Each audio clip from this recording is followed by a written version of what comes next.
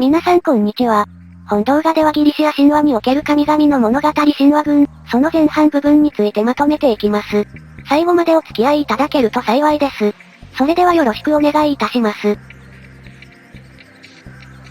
クロノスからゼウスへの王権交代。ウ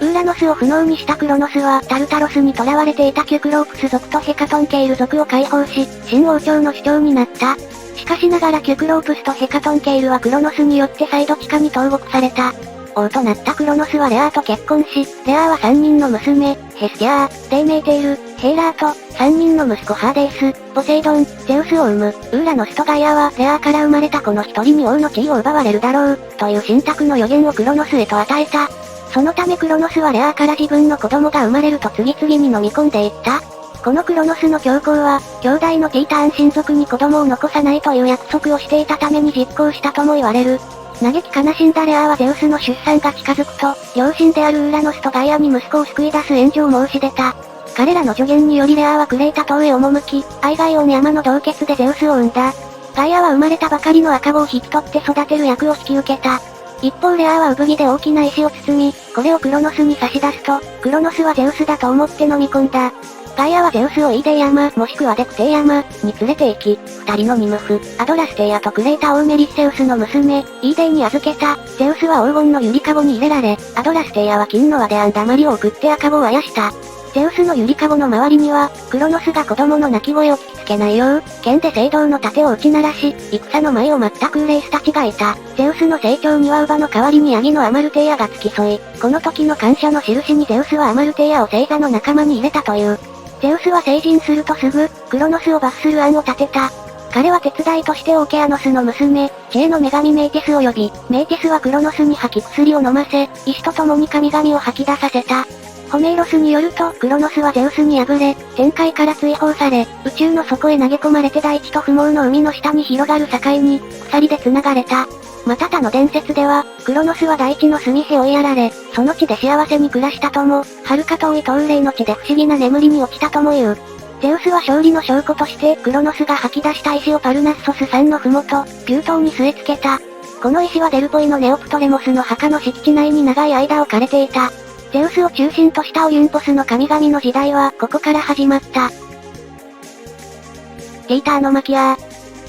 オーケアノスを除くティーターン族はオリュンポスの神々に嫉妬し、王国を再び征服しようと願い、オトリュス山の根拠地からオリュンポスを攻撃した。逆にゼウスがポセイドン、ハーデイスと協力し、神々をオリュンポス山に集め、ティーターンたちに戦いを挑んだとも伝えられる。こうしてティーターン族とオリュンポス神族の戦い、ティーターノマキアーが始まった。ティーターンとオリュンポスの神々の力は拮抗し、長期戦となった。均衡を破ったのはガイアの予言であった。ゼウスはタルタロスに囚われていたヘカトンケイルやキュクロープスを解放するという秘策をガイアから受け取り、監視を担っていたカムペイを倒すと、怪物たちにネクタールとアムブロシアを与えて味方につけた。優れた鍛冶職人のキュクロープスはゼウスに雷、ポセイドーンに三つ股の矛、ハーデイスに姿を見えなくすることのできる隠れ防止を送り、ヘカトンケイルたちはその海湾を振るった。ゼウスの雷に打たれて目が見えなくなっていたティーターンたちにヘカトンケイルたちは巨石を投げつけ、ポセイドーンは天地を揺るがし、ハーデイスはティーターンたちから武器を奪った。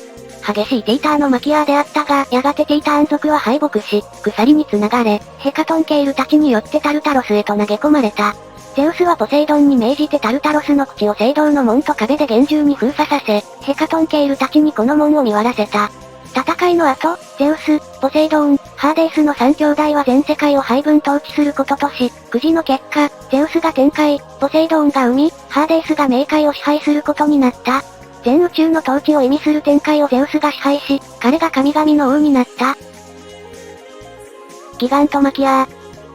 ティーターンたちをタルタロスに幽閉したことに対して、彼らの母であるガイアが激怒した。ガイアはウーラノスが虚勢された時の地で受胎した並外れた怪力を持つ巨人たち、ギガースを生み、ゼウスに戦いを挑ませた。これがギガントマキアーである。ギガース族は巨大であるというだけでなく、すねは蛇、足はトカゲの頭からなっているという怪物であった。彼らはプレぐらいののできらめく甲冑をつけ、巨大な槍を握って大地の底から現れた。ギガースは神に対しては不死身であったが、人間に対してはそうではなかった。これを見かねたガイアはギガースの弱点を克服させるため、人間に対して不死身になる薬草を大地に生やしたが、ゼウスはいち早く刈り取り、ギガースたちがこれを得ることはなかった。戦闘が始まると、ギガースの先陣を切ったのはポルピュリオーンとアルキオネウス。オリュンポスの山頂に達するため、巨人たちは山々を次々と積み上げた。ゼウスの周りにはデイメーテール以外の神々が集まった。アポロンはエピテルアースを打ち倒し、ヘカテイ、あるいはヘイパイストスはクユテオスを打ち取った。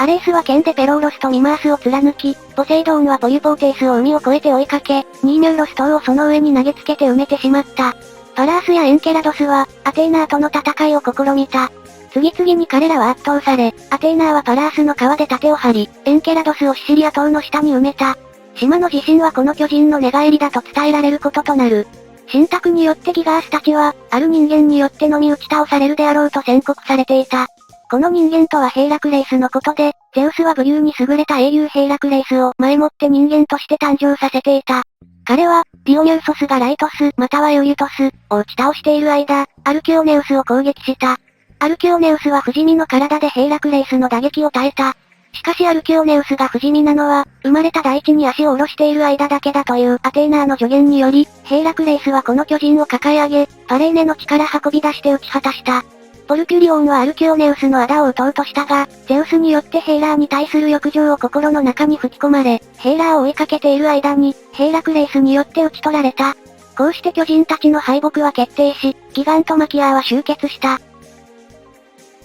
デュポエウスとの戦い。ガイアは子供たちの敗北を諦めることができなかった。ゼウスと最後の決戦を交えるため、タルタロスとの間に怪物デュポエウスを設けた。デュポエウスは休みなく働く手と止まることを知らぬ足を持つ恐るべき怪物で、肩からは100の竜の頭が生え、それぞれに黒い舌が突き出し、目は炎を吹いていた。大体からは無数の毒蛇が這い出し、体は体毛で覆われ、熱い剛毛が頭や頬に生えていた。彼の背は最も高い山よりも高く、神々はデュポエウスを見て恐れおののき、遥かエジプトまで逃げ出した。ただ一人ゼウスだけがこの怪物の前に立ちはだかった。ゼウスは蛇にまといつかれ、デュポエウスに捕らえられた。怪物はゼウスの手足の剣を切り、キリキアにある巣の中に閉じ込めた。しかしヘルメイスが隠してあった剣を盗み出してゼウスの手足に戻すと、ゼウスは力を回復。ゼウスは油断していたデュポエウスを落雷で圧倒し、デュポエウスはシシリア島へ逃れたものの、ゼウスによってイトナ山で押しつぶされてこの戦いに決着がついた。デュポエウスの敗北で、ゼウスの覇権は確かなものとなった。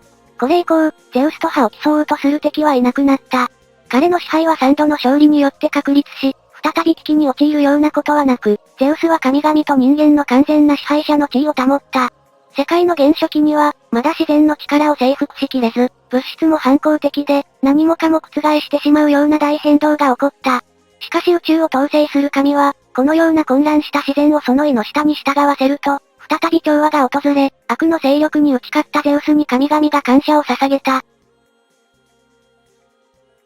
本動画では神々にまつわる物語の前半部分についてまとめました。次回は大地の女神ガイアについて見ていきたいと思います。よろしければまたお付き合いください。それではさようなら。